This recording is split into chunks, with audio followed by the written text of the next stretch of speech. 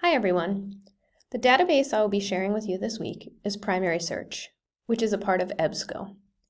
Primary Search is a full-text database full of content that is perfect for elementary school libraries. It includes popular children's magazines such as Highlights, Ranger Rick, and Ladybug, ebooks, and kid-friendly encyclopedic entries. I was able to access this database through the Jersey Clicks website.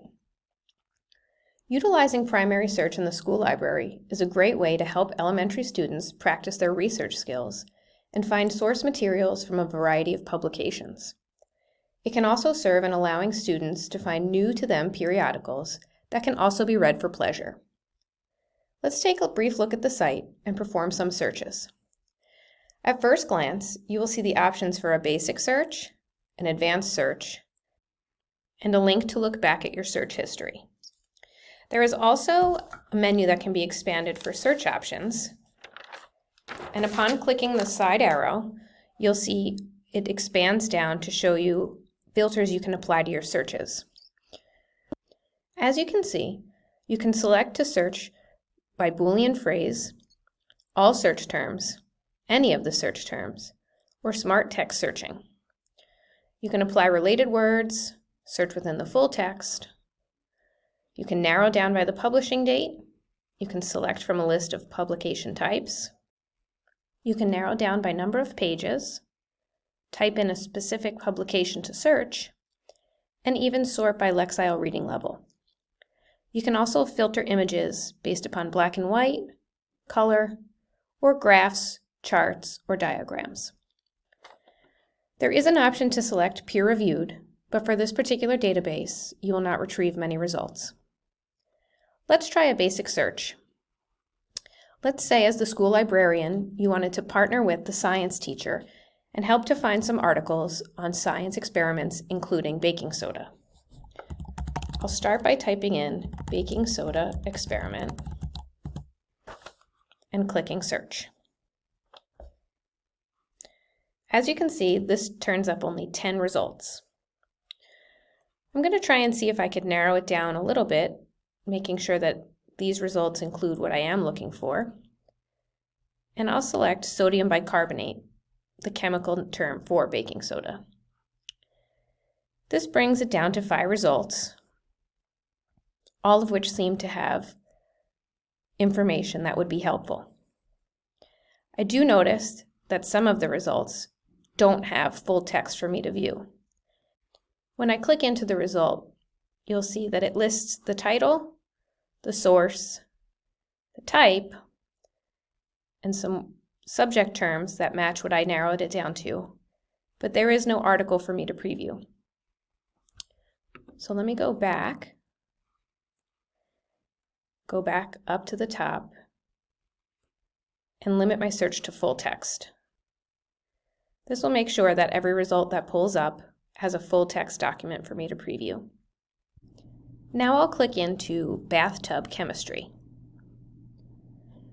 I see that this comes from Hopscotch magazine, has both chemistry experiments and sodium bicarbonate, and has the ability for me to view the full text in a PDF or HTML. I'll click on PDF, and you'll see that it brings up a scanned-in page from the magazine. This particular record documents a science project that requires baking soda and some other ingredients to try and make some bubbles in a bathtub.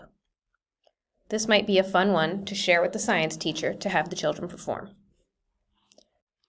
Now let's go back and let's start with a more advanced search to see if our results are any different. I'll take baking soda as its own phrase and search for all text. I'll add in the Boolean operator and type in the word experiment,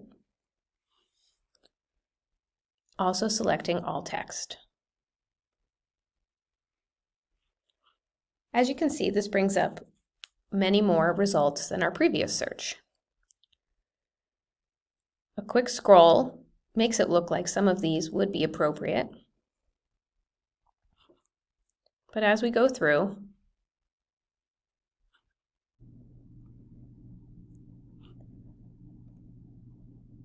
When I click in and take a look at the PDF text, this seems to be an article more about experiments that someone else performed, rather than an experiment the students can perform themselves.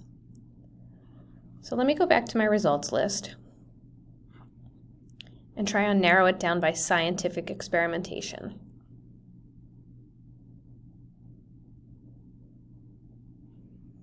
This seems to limit me down to 17 articles, all of which appear to be similar or closer to what I was searching for.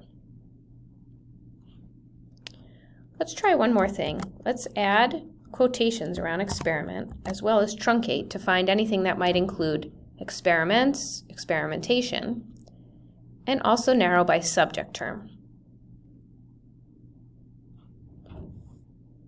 This produces an additional 10 results, and as I scroll, it seems to me that these would all fit something that a science teacher could use with the students. Clicking into this result, you'll see that it came from Cricket, and while it doesn't have a PDF of the scanned article, it does have what the article contains written out below. Again, another fun experiment that would be utilized in a class. Overall, primary search seems like a nice addition to the school librarian's toolkit. It's a great introduction to periodicals and can help kids become more comfortable with database searching. I hope you all take a few minutes to take a look around and check out some of the fun articles you might encounter. Thanks.